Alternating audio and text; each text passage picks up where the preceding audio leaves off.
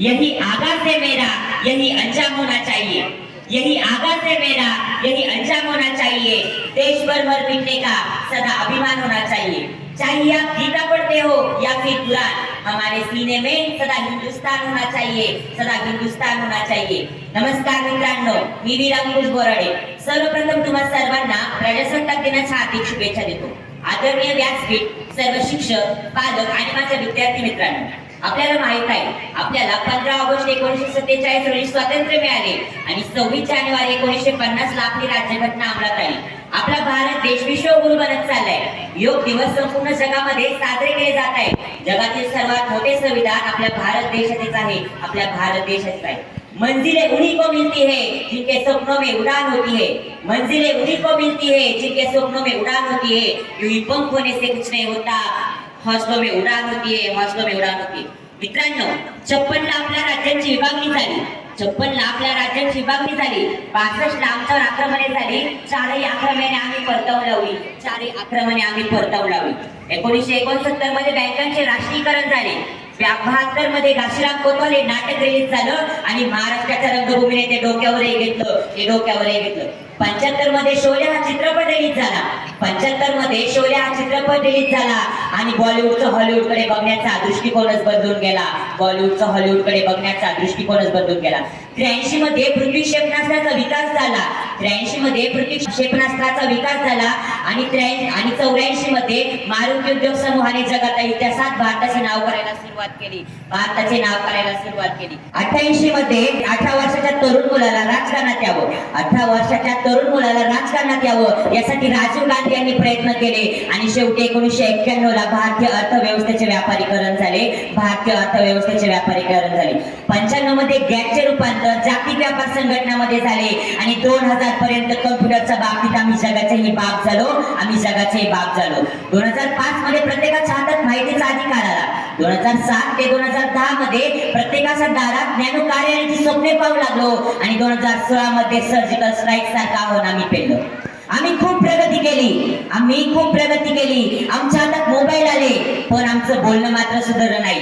आमचे रस्ते सिमेंट कॉन्क्रीटचे झाले, पण आमचं चालणं मात्र सुधारलं नाही।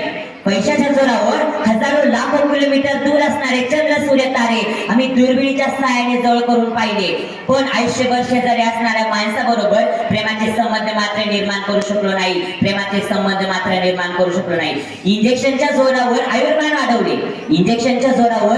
वाढवले, पण आयुष्य जगण्यात कुठेतरी कमी पडलो। या सर्व गोष्टी आपल्याला आत्मसात करायच्या असतील तर शिक्षणाचा खरा अर्थ प्रत्येकाने आपल्या मनामनात रुजवला पाहिजे।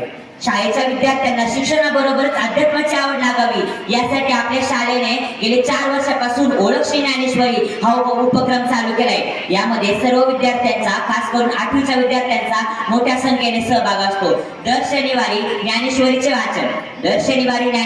वाचन आणि हरिपाठ पाठांतर घेतले जाते। खरं तर ज्ञानेश्वरी हा संत ज्ञानोबा यांनी लिहिलेला एक पवित्र ग्रंथ आहे। खरं तर आपण जेव्हा ज्ञानेश्वरी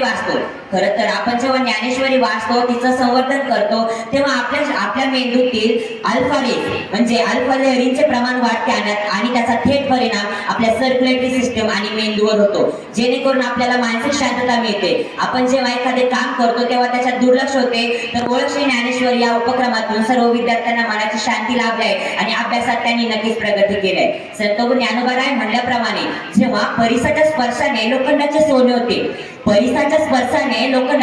होते, त्याचप्रमाणे ओळख श्री ज्ञानेश्वरीच्या वाचनाने विद्यार्थ्यांना तेजस्वी आणि ओजस्वी संस्कार लागतात। मी पुन्हा एकदा संस्थेला आभार मानतो, कारण त्यांनी ओळख श्री ज्ञानेश्वरी हा उपक्रम चालू केला। ओळख श्री ज्ञानेश्वरीमुळे आपल्याला वेळेचे महत्त्व कसे काय कळाले हे मी तुम्हाला थोडक्यात सांगतो। प्रचंड धावपळीत द्रुतगतीने धावणाऱ्या स्पर्धेच्या गतिमान युगात विशेष यश मिळवण्यासाठी वेळेचे महत्त्व अमूल्य आहे।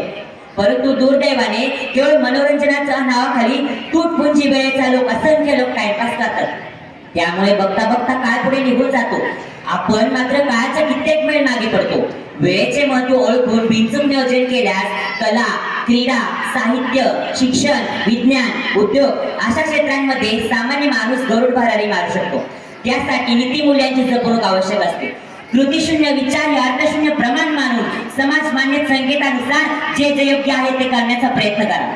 आपल्या मनातील भावना दुसऱ्यांपर्यंत पोहोचवण्याची कला आत्मसात करून जायचे कोठे थांबायचे कोठे हे निश्चित करा आणि त्या दृष्टीने स्वप्न बघा. पण स्वप्नाशी बघा की जी जागेपणी स्वस्त न बसून देणारी, खरं तर झोपेत डसकून उठवणारी, खरं तर झोपच लागू देणारी स्वप्ने बघा आणि त्या दृष्टीने ध्येयाच्या पाठीमागे धाव सुटा. असं केल्यास तुमच्यासाठी या जगातील कुठलीही गोष्ट अशक्य असू शकणार नाही. या जगातील कुठलीही गोष्ट अशक्य असू शकणार नाही. पुन्हा एकदा तुम्हाला भारतीय प्रजासत्ताक दिनाच्या हार्दिक शुभेच्छा देतो आणि थांबतो. धन्यवाद. भारत माता की वंदे